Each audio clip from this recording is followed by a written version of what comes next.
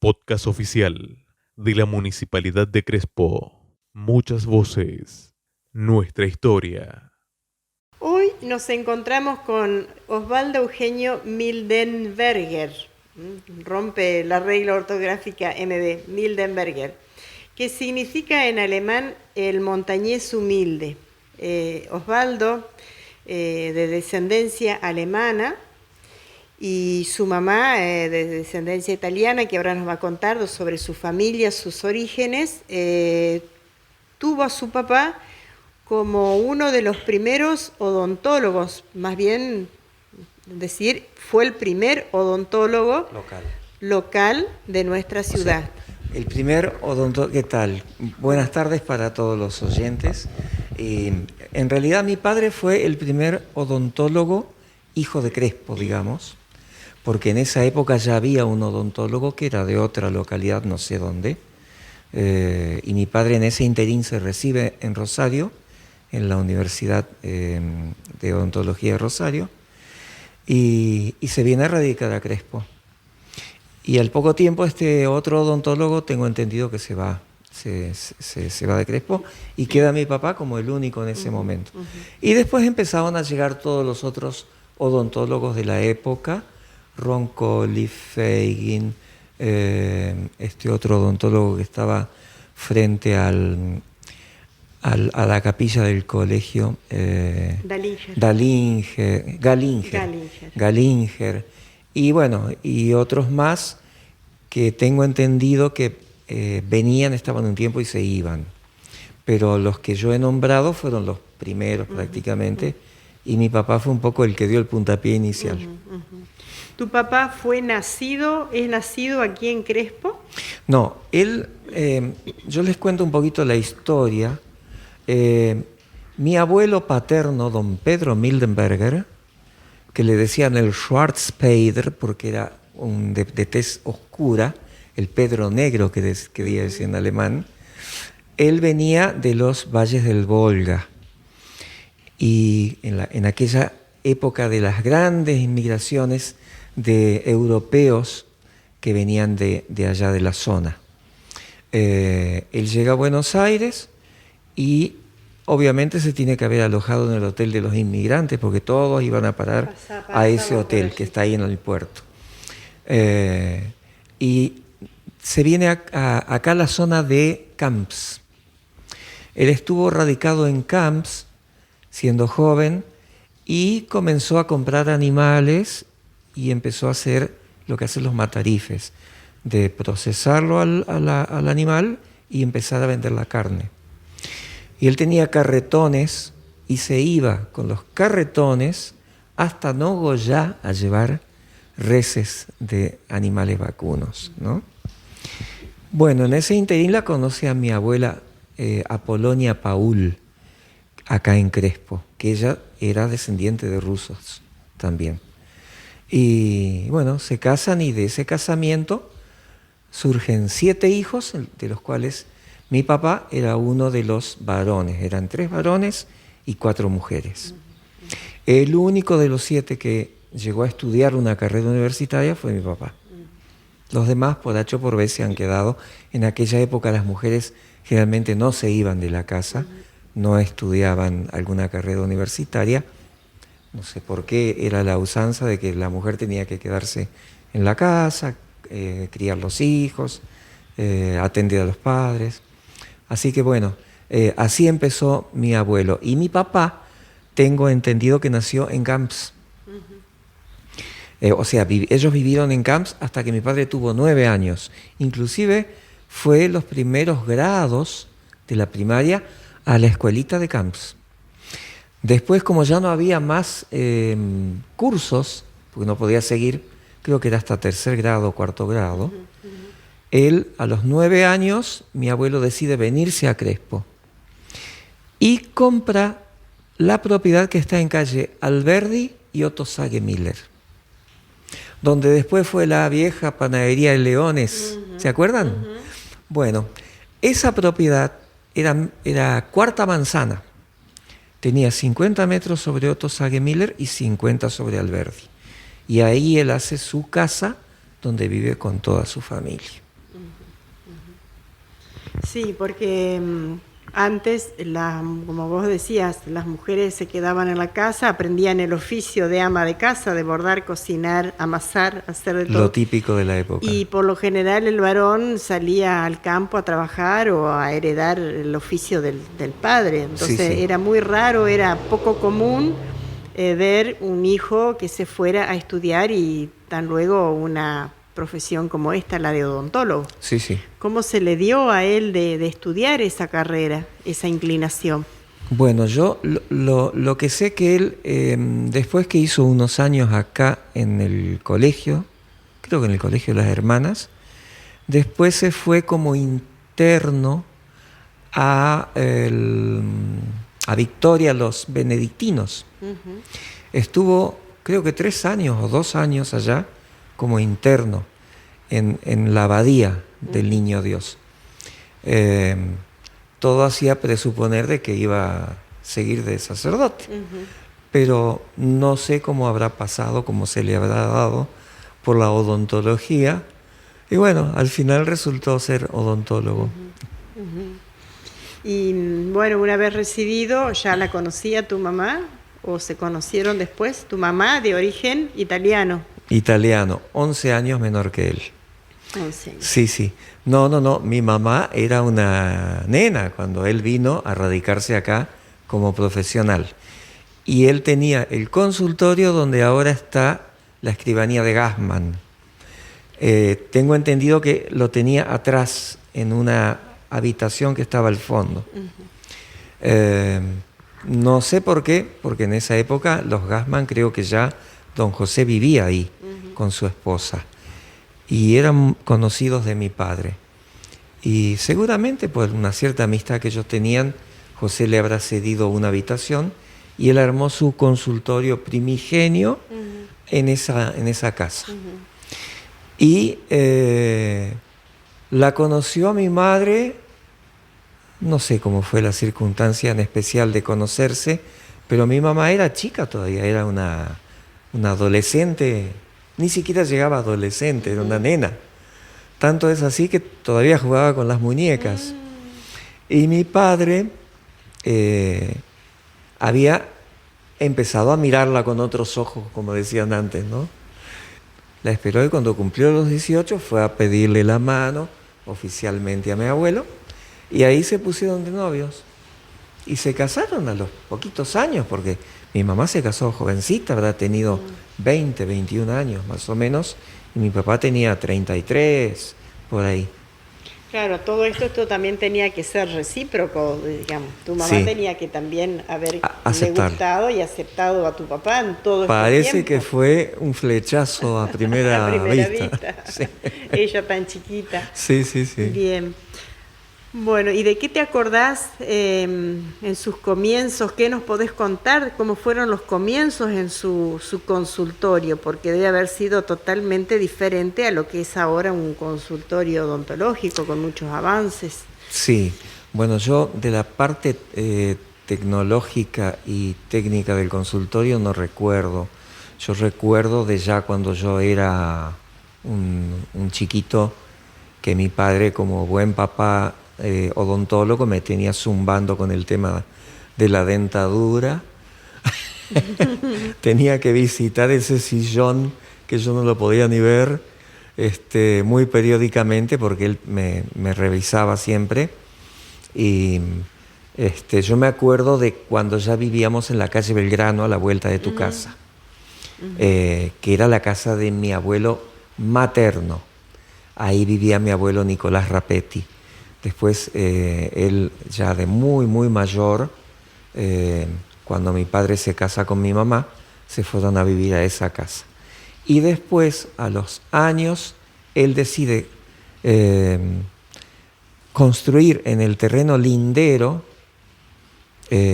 donde después estuvo el doctor Volpe viviendo, ahí construyó su consultorio, pegado a la casa familiar. Tanto es así que se comunicaba internamente con la casa, un taller, él tenía un taller donde hacía todas las impresiones y los moldes para las dentaduras, y bueno, Y ese taller era el nexo entre la casa y el consultorio, ¿no?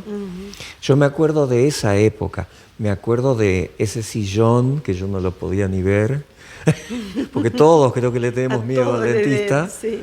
Más que nada por el dolor. Hoy en día ya está muy superado todo eso, y lo pude comprobar, como te decía, fuera de micrófono hace apenas 2 semanas y pico atrás.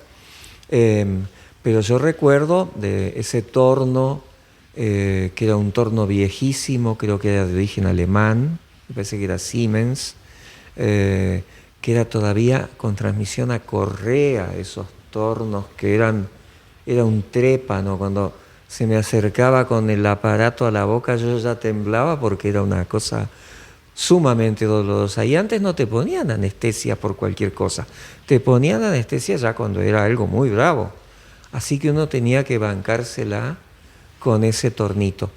Hasta que yo habré tenido unos 15 años más o menos y mi padre compró en aquel entonces la primera turbina de odontología, que se la hizo traer de Alemania. Era una turbina alemana, marca Cavo, con B corta y K, que era digamos, era la Ferrari de las turbinas en esa época.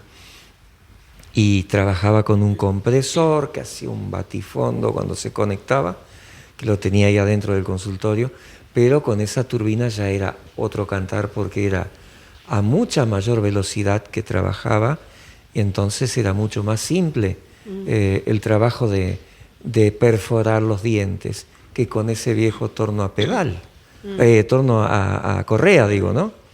Pero igual siempre fue doloroso el tema de la odontología. Y no muy agradable tener que ir a por visitar. supuesto. Sí. Bueno, y con respecto a los pacientes que él tenía muchos pacientes, generalmente, seguramente gente de campo, gente con miedo. Tengo una anécdota que la voy a contar porque realmente es una anécdota comiquísima. Mi papá tenía por excelencia gente del campo. Mucha gente del campo venía. Y en esa época eran él y otro más, creo, los dos odontólogos que se repartían. Está bien que Crespo era más chico, ¿no? Todas calles de tierra, de barro. Y no sé si vos recordarás que Belgrano, la avenida Belgrano, yo recuerdo cuando era chico, que en el centro tenía una hilera de árboles. Y era una calle de doble mano, ida y venida. Después se sacaron todos esos árboles y se hizo la plazoleta. ¿Qué tipo de árboles habían ahí? Y había esos árboles, no sé, son los brachichitos, creo que son, con esa frutita azul chiquitita que nosotros la usábamos para la gomera. Ajá. Ese tipo, eran árboles no muy altos. O eran tipo ligustrinas. Algo o ligustro, una cosa así tiene que haber sido, sí. Pero eran arbustos. Y daban sombra. Entonces, ¿qué hacían los parroquianos que venían del campo? Ataban los caballos con su carro abajo de esos árboles. Y mi madre después me hacía acordar, porque yo era muy chiquito, que yo era muy travieso. Y había venido un señor cargado con cajones de huevo en el carro. Y se fue a hacer atender con mi papá. Y mientras él lo estaba atendiendo a mi padre, yo me puse a jugar ahí, y me senté debajo de los caballos. ¿Cómo habrán sido de mansos esos animales que ni siquiera me patearon? Bueno, dicen que cuando, qué sé yo, que el nene o la nena cuando están junto a un animal, el animal es como que no los ataca, no sé, es algo místico, no tengo idea. Un instinto de proteger. Y los caballos estaban ahí quietitos, se ve que eran muy mansos, y yo me puse a jugar con los caballos. Y aparente vino mi hermana, me sacó de ahí, mi hermana era mayor, casi 9 años mayor que yo, me saca de ahí y mi mamá no se había enterado de nada, mi papá estaba atendiéndolo a este hombre y le empezamos a tirar piedritas a los caballos y los caballos se asustaron y los caballos con el carro marcharon despavoridos hasta la plaza. Bueno, no quedó un huevo sano. Al final, a este hombre el tratamiento le salió gratis, inclusive mi padre tuvo que pagarle. Tuvo que pagarle encima por todos los huevos que se habían roto.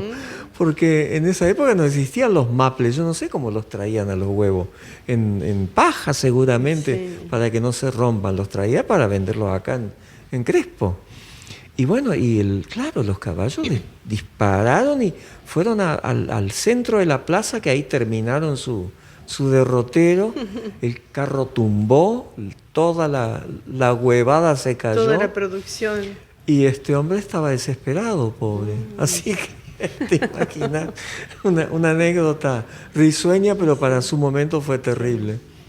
Sí, seguramente la gente quizás no tenían esa precaución de prevenir las caries como es hoy, porque No. es una visita constante al odontólogo. Antes se esperaba quizás hasta lo último a llegar al dolor y a llegar a la extracción de la pieza dentaria. ¿no? Yo recuerdo, a raíz de lo que vos decís, Iris, que a veces venían a la madrugada gente ya que no daba más del dolor, y en aquella época el concepto era: arránqueme la muela, doctor. Ellos no esperaban que el doctor le diga: no, vamos a desinfectar, vamos a tratar de salvar esa muela, porque una muela que se pierde, un diente que se pierde, después no lo recuperas No se más, recupera. salvo con una prótesis. Pero en aquella época era, no, al menor dolor, sáquela nomás. Y mi padre era muy contrario a eso. Mi padre decía: no, vamos a hacer un tratamiento, vamos a ver si podemos eliminar la infección y recuperar esa muela. Y había gente que se rebelaba y que quería que se la saque, no importa que le doliera. Encima con la infección no tomaba la anestesia y se bancaban el dolor con tal de que le saquen la muela. No, terrible. Después hubo una época que, esto es otra historia también muy interesante, no sé si vos te acordarás del Cine Teatro Dorato, donde está ahora la mueblería de Fontana, en calle San Martín. Venía un hipnotizador que se llamaba, no recuerdo ahora el nombre, pero venía en una estanciera este hombre, era creo que de Buenos Aires, y él hacía sesiones de hipnotismo con público, a mucha gente, y había gente que tenía más predisposición que otra para hipnotizarse, para dormirse en el hipnotismo. Y yo me acuerdo que a mí me fascinaba, yo era chico, íbamos con mi papá, mi mamá y mi hermana a las funciones de este hombre. Taurus era su seudónimo, el hipnotizador Taurus. Y se llenaba el Teatro Dorato de gente, porque era una cosa para la época rarísima, que un tipo pudiera con unas palabras dormirte y que vos quedaras en un estado latente. Y a raíz de eso, mi papá le sacó una muela sin anestesia a un paciente hipnotizado por Taurus.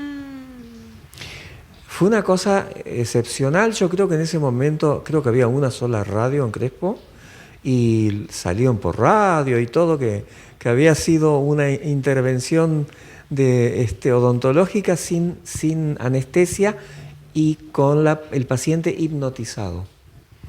Y yo estuve presente porque el consultorio se llenó de parroquianos, porque todo el mundo quería ver, no podía ser que puedan sacarle la muela a un tipo sin anestesia. Y bueno, y este hombre era uno de los personajes que con más facilidad se hipnotizaba él. Mirá vos.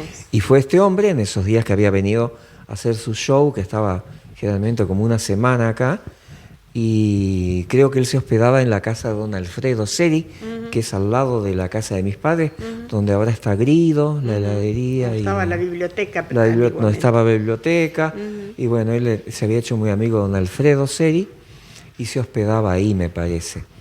Y mi papá le sacó la muela a este hombre, era una muela de las de atrás, de las más difíciles, sin dolor, sin anestesia y perfectamente bien, no le sangró, nada. Eso fue otra de las tantas anécdotas que hubo en ese consultorio. Pero muy lindo, sí. Lindas historias. ¿Hasta qué tiempo trabajó tu papá? Bueno, mi papá trabajó hasta los 59 más o menos, porque él después se enfermó de cáncer y estuvo un año enfermo de cáncer hasta que murió a los 61. Pero él ya a los 59 creo que dejó de trabajar. Muy joven. Sí, sí, sí. Y mi madre murió a los 58. Mi mamá tenía alta presión. Y en esa época, por más que la gente se controlaba, pero los medicamentos no eran muy eficientes, y mi mamá tenía realmente altísima presión. Porque cuando mi madre tuvo el ataque de presión tenía más de 30 de máxima. Ella solía tener 26, 25 de presión, como si nada. Se sentía un poquito mareada. Cuando iba a la peluquería que le ponían ese secador de pelo acá arriba, que era como una escafandra, ella un día se sentía mal y le dice a la peluquera, que era doña Olga Steven de Paul, que estaba ahí en la cuadra enfrente, casi llegando a la esquina donde estaba Cascote, ahí en esa zona. Y se sentía un poco mareada y se fue a lo del doctor Jaco. El doctor le dijo: señora, acuéstese, quédese tranquila, porque usted está con presión. Y le tomó y tenía 26. Y el doctor Jaco decía: pero usted debe tener arterias de acero, porque con las arterias que usted tiene, otra persona ya se hubiera tenido un derrame cerebral. Y bueno, así fue que una vez las arterias dijeron basta y se murió de un ataque de presión. Pero mi papá murió de cáncer a los 60, creo que 60, entre 60 y 61 años. Muy joven. En esa época la gente se moría muy joven. Se moría, sí, porque quizás no había ese avance que tiene hoy la medicina y como contaban el otro día, te dolía la panza y te operaban de apendicitis. Todo el mundo tenía apendicitis. Era un poco prueba-error, porque por ahí capaz que no era el apendicitis, era otra cosa. Y... ¿Qué recuerdos tenés de tu infancia en las calles de Crespo? Muchos, muchísimos recuerdos. A veces me vienen a la memoria y otras veces no. Pero yo me acuerdo de esas calles polvorientas. Yo me manejaba ahí en la zona de Avenida Belgrano, entre Otto Saguemiller y San Martín. Eran calles anchas, había cunetas, me acuerdo. Los días de lluvia, como hoy, hacíamos barquitos de papel y los hacíamos navegar por la cuneta. Andábamos descalzos, en pata, como decíamos nosotros, ¿no? La calle Belgrano, una calle que tiene una pendiente hacia el Bajo, hacia la calle Ramírez, y en aquella época me acuerdo que pasaba la correntada y que los barquitos marchaban, hacían como 2 cuadras hasta que el papel se mojaba y se hundían, y nosotros corriéndolos atrás, ¿no? Embarrados enteros. Después la época hacíamos los kartings con los rulemanes, me acuerdo, ya cuando teníamos pavimento en la calle Belgrano, y hacíamos carreras de karting y jugábamos por una gaseosa en esa época. El que ganaba el otro le tenía que pagar una gaseosa. Y después, ¿cuál era la gaseosa vigente en el momento? En esa época estaba la Bills, la Bidú Cola y la Crush.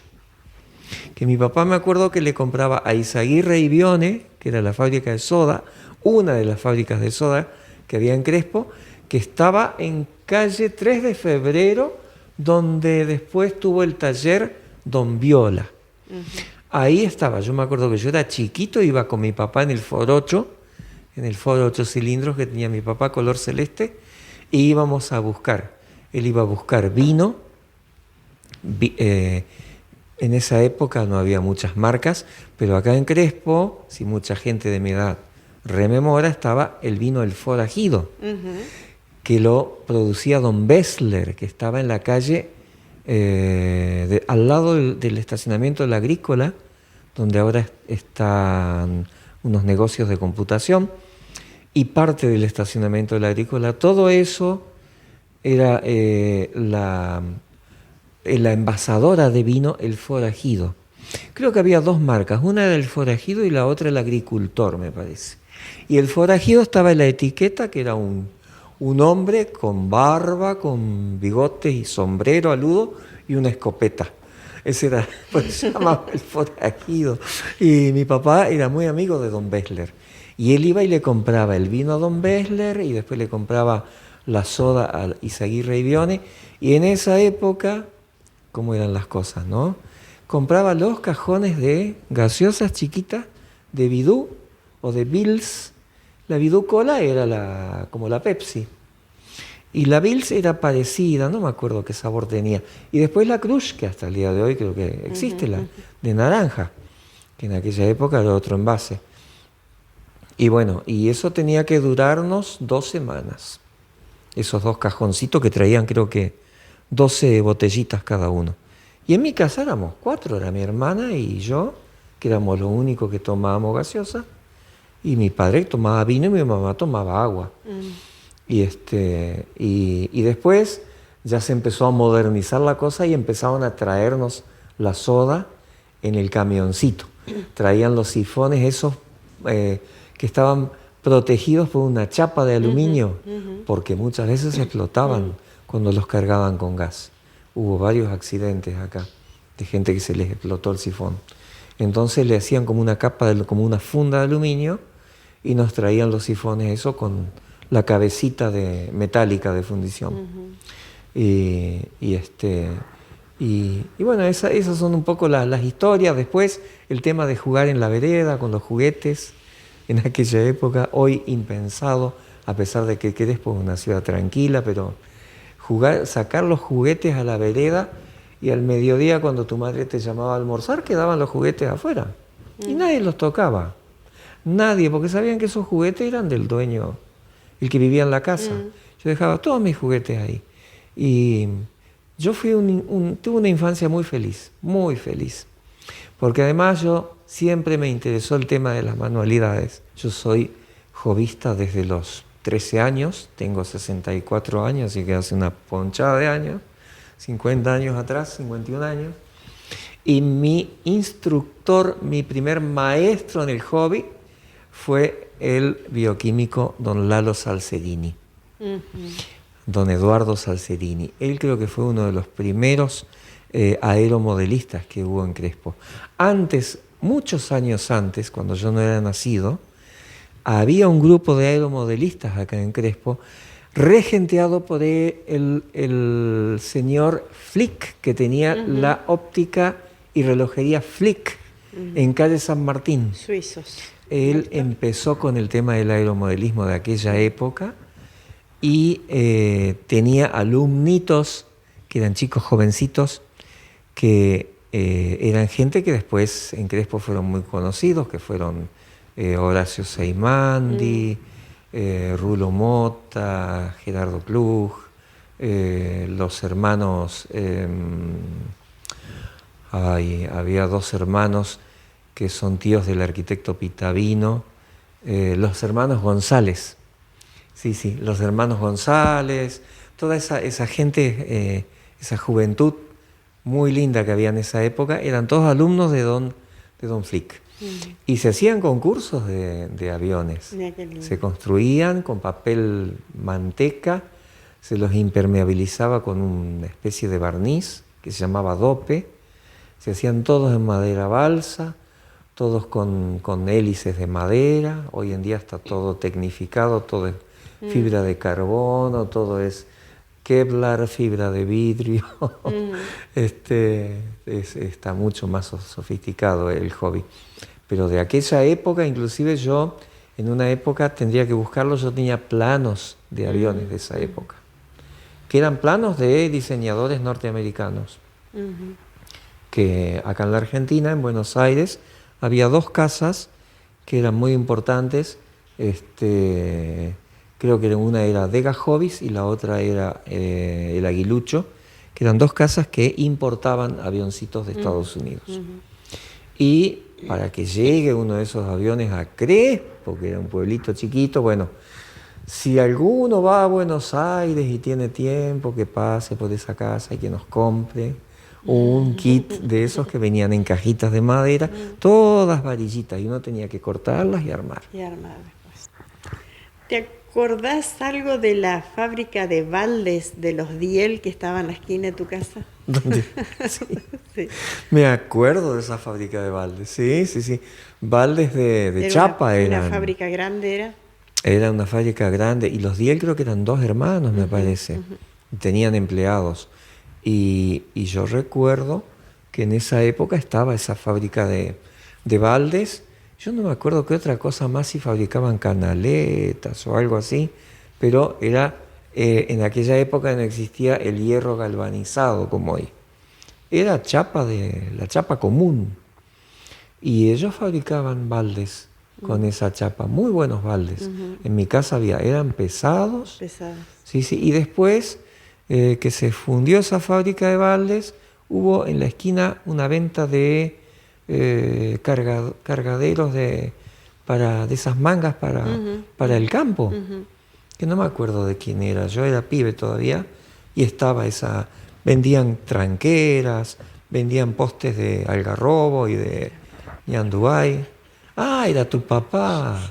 Ah, mira vos, claro. Él compró la fábrica. Claro, claro.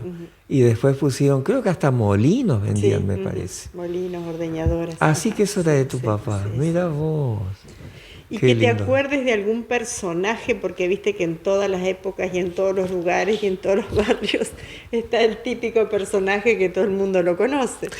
Bueno, yo tengo muy grabado en la memoria cuando era chico del Bar Schmiss. El Bar Schmiss que está frente a Musimundo ahora, que ahora son varios locales comerciales.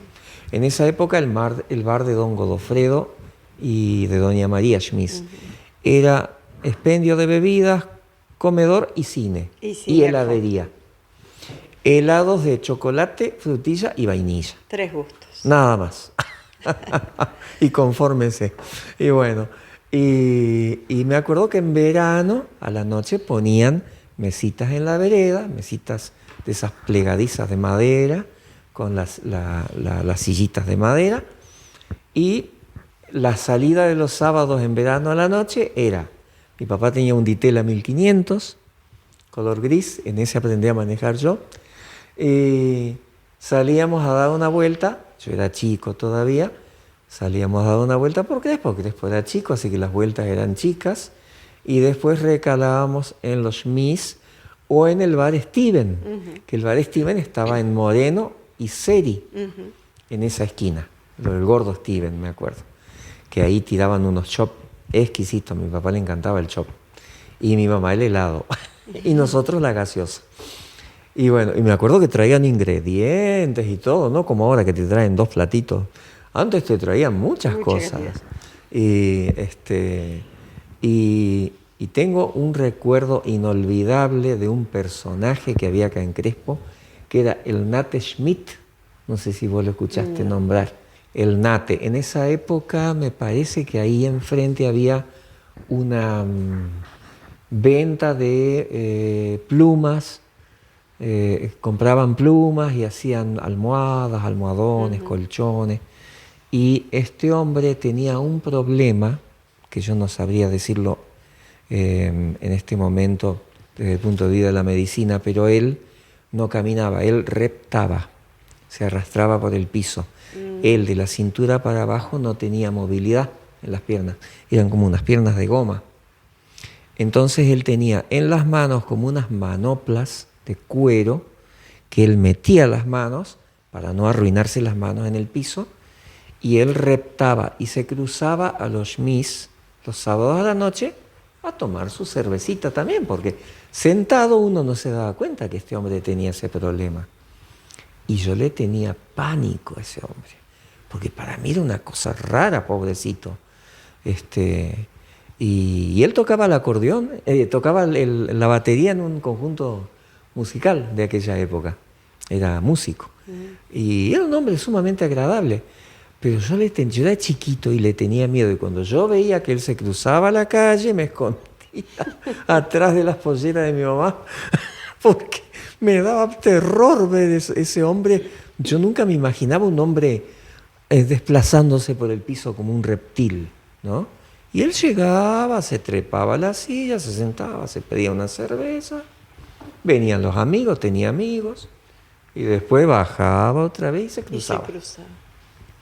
Esa es una de las inéditas, o no sé si inéditas, pero historias muy interesantes de aquella época, de la calle San Martín. Y después me acuerdo los famosos corsos de la calle San Martín, que después se hicieron durante muchos años corsos de San Martín, desde Belgrano hasta Independencia.